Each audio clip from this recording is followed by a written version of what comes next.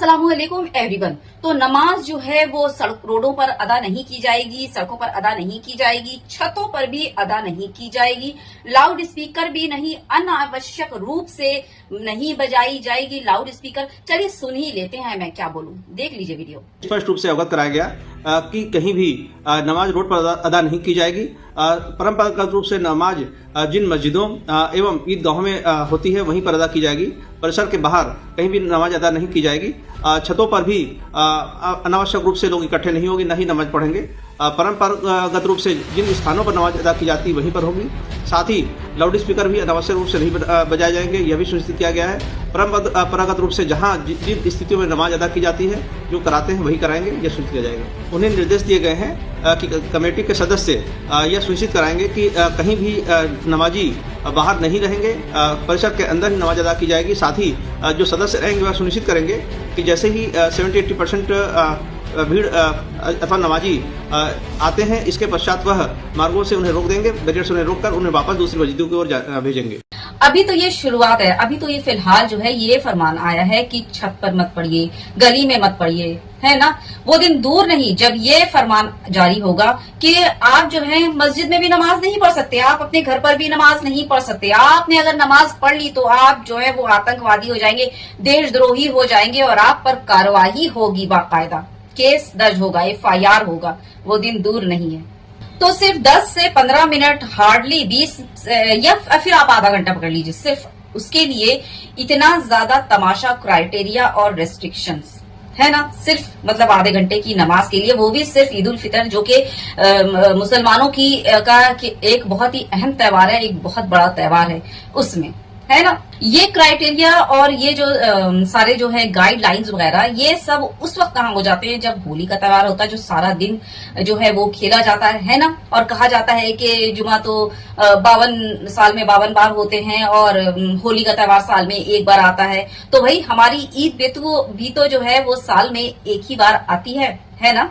उस वक्त आपके ये सारे गाइडलाइंस और रेस्ट्रिक्शंस और रूल एंड रेगुलेशंस कहाँ चले जाते हैं जब कावड़ यात्रा निकलता है, वो भी महीने भर के लिए। कावड़ यात्रा जो कि महीनों चलती है, कई दिनों तक चलती रहती है, और उसके लिए 2 वेज को 1 वेज बना दिया जाता है और सड़कों पर गाड़ियां जो हैं वो ब्लॉक पड़ी रहती हैं कावड़ यात्रा की वजह से, और हाईवेज जो है वो पूरे उसमें जो है वो जाम लगी रहती है। उस वक्त आपके ये रूल्स एंड रेगुलेशंस और गाइडलाइंस कहाँ होते हैं। शोभा यात्रा के नाम पर जोरदार डीजे बजाकर अश्लील नाच और अश्लील गाने होते हैं। सारी जो है जो भी मैं बोल रही हूँ वो सारी चीजें सोशल मीडिया में काफी वायरल हैं और सभी इससे मतलब वाकिफ हैं, है ना। तो अपनी तरफ से कुछ भी नहीं, सारी जो चीजें चल रही हैं, जो दिखी हैं, उसी बिना पर, उसी आधार पर बोल रही हूँ, ठीक ना। उस वक्त कहाँ होती है कि भाई साउंड का जो लेवल है वो इतना होना चाहिए, यहाँ मत जाओ, मस्जिदों के सामने जाकर इस तरह से नंगा नाच अपना मत दिखाओ, मस्जिदों की मीनारों पर चढ़कर वो जो है अपना ज़ॉम्बी वाला नाच मत दिखाओ, है ना। यहाँ तक के कावड़ यात्रा या फिर कुंभ मेले हो, उसमें जो है वो एग्जाम्स तक, बच्चों के एग्जाम्स रद्द कर दिए जाते हैं, डिले कर दिए जाते हैं। फिर सवाल ये है कि आपने इन तमाम त्योहारों में, इन तमाम फेस्टिवल्स में गाइडलाइन जारी नहीं किया। गाइडलाइन तो जारी किया था, याद है, याद आया। मैं आपको याद दिलाती हूँ कि मुसलमान यहाँ नहीं आएंगे, मुसलमान बैन, ये गाइडलाइन जारी हुआ था। यानी मुसलमान हर तरफ मुसलमान, है ना। अब क्या करेंगे बेचारे, मुसलमानों के नाम पर ही तो अंधभक्तों को धर्म का लॉलीपॉप पकड़ाया हुआ है, मुसलमानों के नाम पर ही अपनी नफरत की कुर्सी और मुसलमानों की लाशों पर, मुसलमान की लाशों के बाजार पर जो है अपनी सत्ता चला रहे हैं, है ना। तो इन योगी जी को ये चीज समझनी चाहिए कि ईद की जो नमाज है ना वो तो हर जगह होगी, हर स्टेट में होगी, हर शहर हर मुल्क में होगी। यानी कि कह लो कि केरल में होगी, वेस्ट बंगाल में होगी, महाराष्ट्र में होगी, दिल्ली में होगी, अरुणाचल प्रदेश में होगी, मेघालय में होगी, गोवा में होगी, बिहार, जम्मू कश्मीर, आप जितनी भी कंट्रीज है सब ले लीजिए, हर जगह नमाज होगी। ईद उल फितर की नमाज हर जगह होगी।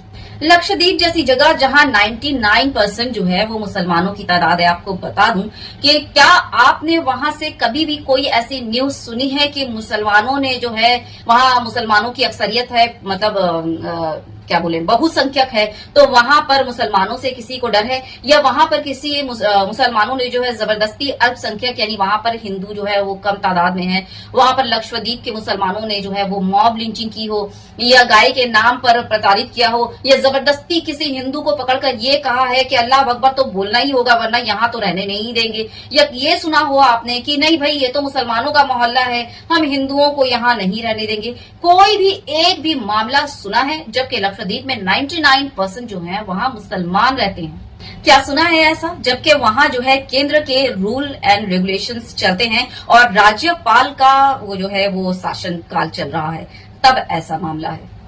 और यहाँ क्या कर रहे हैं? यहाँ देख लीजिए, यहाँ पर यही चल रहा है, बेतुका जो है वो बयानबाजी और बेसर पैर की बयानबाजी और रूल एंड रेगुलेशन यहाँ पर चल रही है। क्या बोलूं, दुबई, सऊदिया वगैरह से जब बड़े बड़े शेख मतलब मालदार, बड़े बड़े का मतलब है मालदार, हाँ मालदार शेख या फिर बड़े बड़े बिजनेसमैन आए तो उनसे चंदा लेने में और उनको जो है वो गले लगाने में कोई दिक्कत नहीं, उनको उनसे चंदा भी ले सकते हैं और उनको गले भी लगा सकते हैं। लेकिन यहाँ के मुसलमानों से भाई बड़ी आपत्ति है, तो इस आपत्ति को जो है ना वो आपत्ति नहीं कहते, इस आपत्ति को कहते हैं दोगलापन।